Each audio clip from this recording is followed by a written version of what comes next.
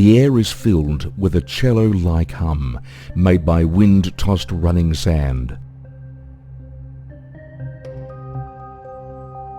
You feel around your waist for your water bag and drain what remained to quench your thirst. The water eventually brings you back to the present. Slowly, you open your eyes. You'll find yourself sitting against a great date palm. You are lucky. Shade and water save your life in this desert. Beside you, the hero stands gazing into the endless desert. He stands as a young tree in a windless afternoon. An occasional chance meeting brought you together. He admired your wits, and you had to use his strength. Slowly, your dizzy head pieces memories together. You've been searching for the great tree for 10 days. You start to wonder if you've been tricked or just lost your way. It all began when you met Faye the fairy.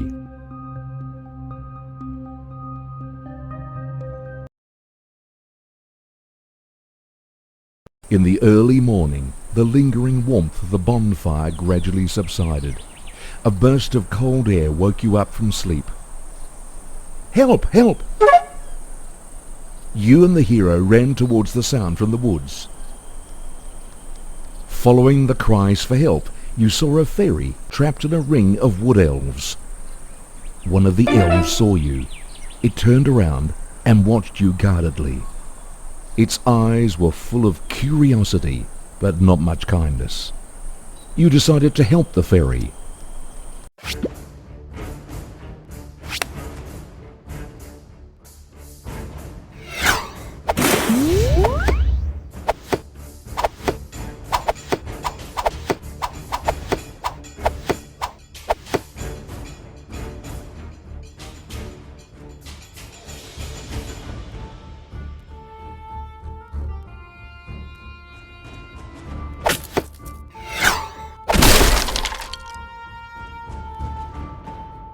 You destroyed the wood elves and saved the fairy. Slowly the look of terror faded from her face. She began to talk. The water brought her here to the jungle, but the wood elves captured her. You've long heard rumors of wood elves attacking humans. These creatures live in the tops of the largest trees and guard their habitat with surrounding water sources. As the encroaching mutant jungle spreads wildly over the continent, less water remained outside for humans. It forced men to go deep into the woods. As a result, the increasingly hostile wood elves began attacking the intruders. In her gratitude, the fairy invited you to visit her home. She drew the route on the ground and explained the way. She had to leave to take her water back to the great tree. Please call me Faye. And then she asked how to address you.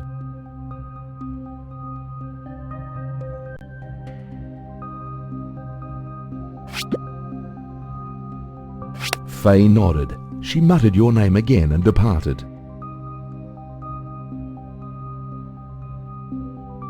It's now the 3rd day since you journeyed from the oasis. The two of you walk along a dune with hope growing ever fainter. You're just about to propose going back when things take a new turn. Some distance away, a towering tree looms straight up before you. With the hero's help, you scramble and climb to the top of the tree.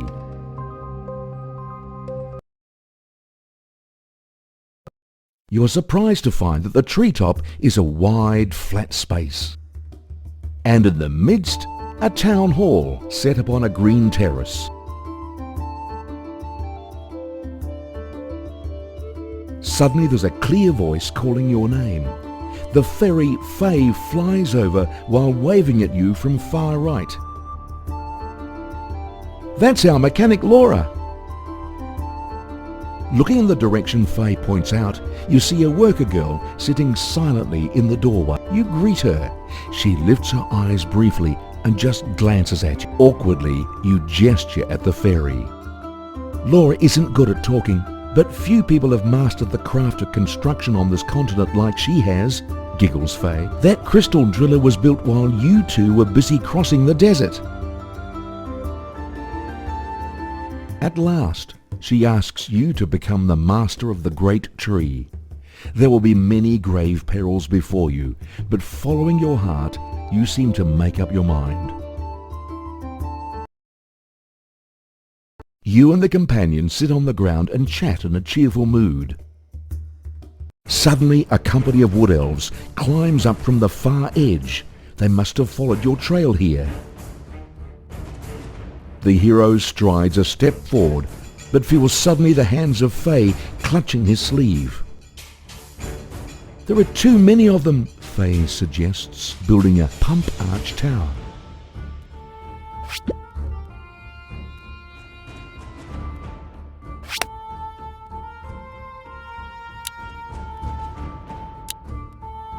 Time is pressing.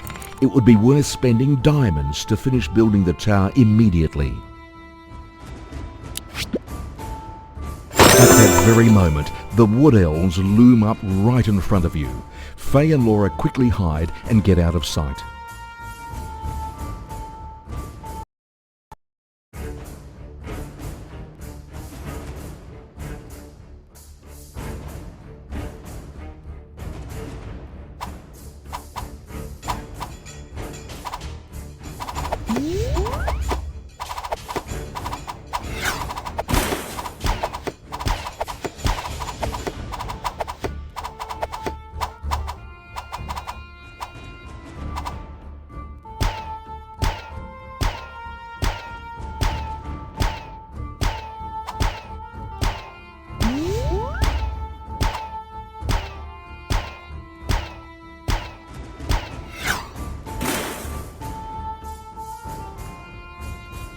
The fairy slowly flies out and clasps her hands together.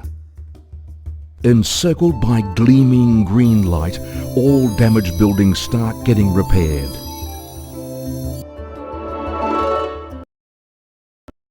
Your heart bids you go and find the wood elves' habitat.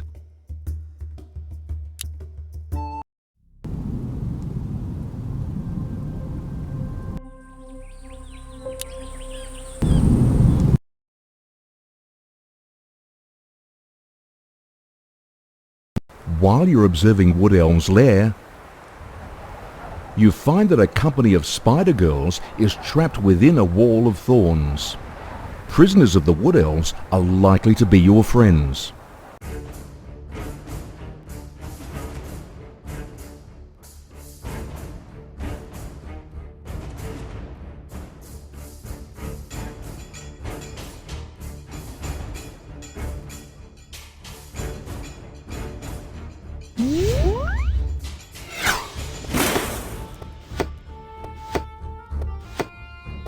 You liberate the Spider Girls. They follow the hero and join the battle.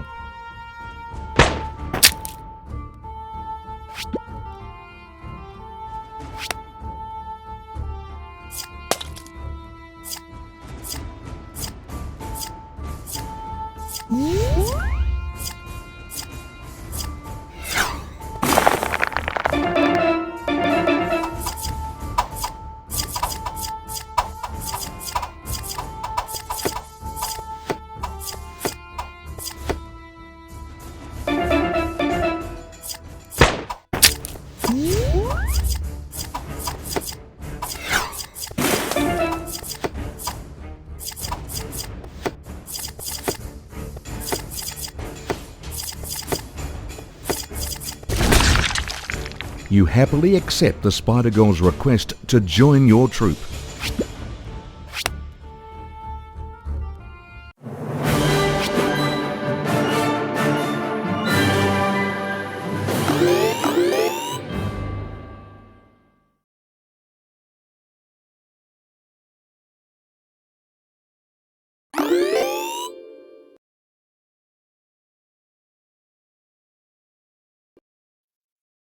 So ends the raid. You try not to draw other things out and silently depart. Faye flies around like a swift stream on being told the news of the Spider Girls. "They would be a strength indeed to us," says she with a gleam in her eyes. "Sir," says a soft voice from behind. You turn around and see a spider girl standing respectfully. You look at your new companion in amazement, for you can hardly imagine such a tender girl slaying. She bows and thanks you again. It seems that a cloud of pain passes over. "We hope you could lead us to Mont Silk." At last she speaks.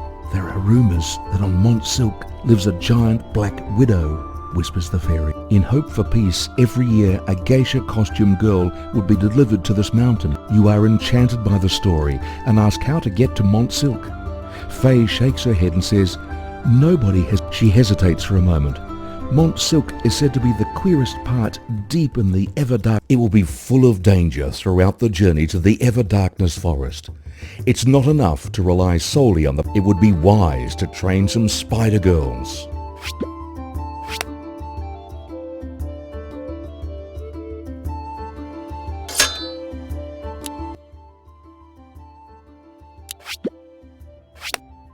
Yosh. Hai. Yosh, yosh, yosh.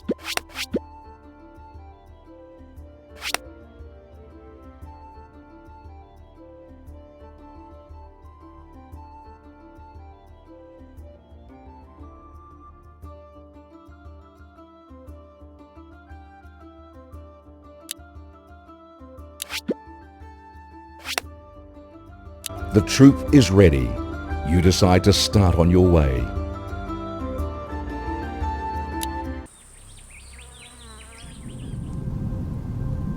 Following along the line of sand dunes, soon you and the hero see a grand stone pillar before you.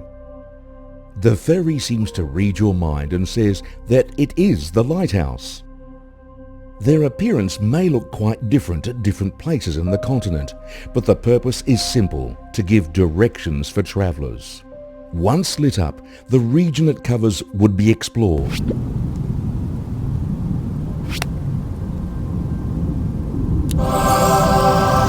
On the edge of it, you see many burned spots. "A holy war happened here a long time ago." The trees are thick and tangled like a natural barrier. Suddenly, an arrow comes whistling out of the shadows. Looking in the direction of the arrow, you see some deer-like...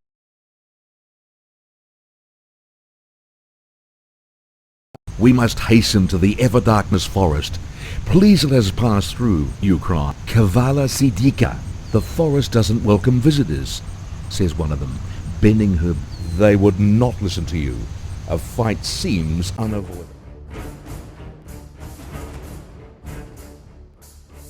If a foe is shooting at you behind an obstacle, try destroying the shield first.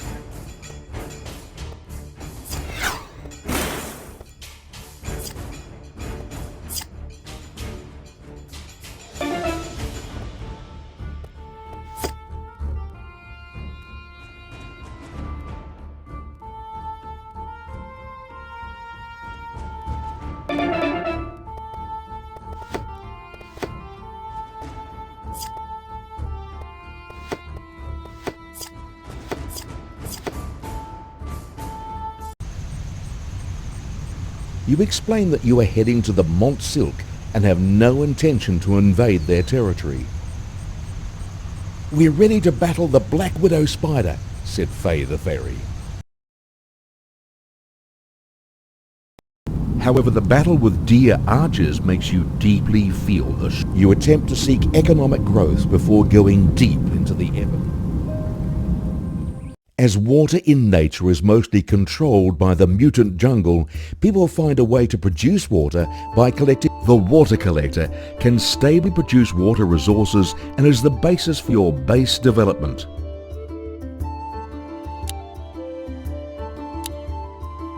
The fairy suggests hiring and that would be a wise long-term.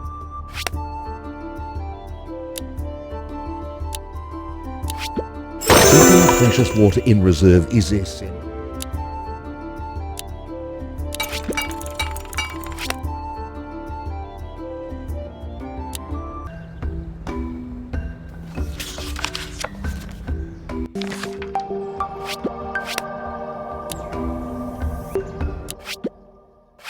"Hi, The fairy Fae calls you with a smile upon her face. But I can't give them to you for free. You have to... Fae clears her throat and continues. I'm doing this for you.